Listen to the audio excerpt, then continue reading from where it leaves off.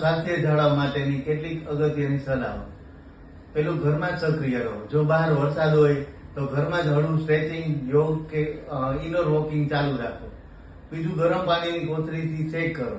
જો તમે સાંધામાં જકડન કે દુખાવાની સમસ્યાથી અનુભવતા હોય તો ફિઝિયોથેરાપીની સલાહ પ્રમાણે ગરમ પાણીની કોથળીથી અથવા તો ઇલેક્ટ્રિક હીટિંગ પેડથી શેક કરો.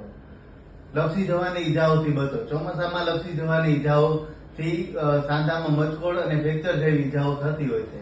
તો એના માટે યોગ્ય ગ્રીપ વાળા, યોગ્ય પકડવાળા બૂટ અથવા તો ચપ્પલ પહેરો અને નિયમિત કસરત કરો. જો તમે નિયમિત ફિઝિયોથેરાપી સેન્ટરમાં જતા હોય તો એ ચાલુ રાખશો, અટકાવશો નહીં, કેમ કે નિયમિતતા જ તમને દુખાવાથી બચાવશે.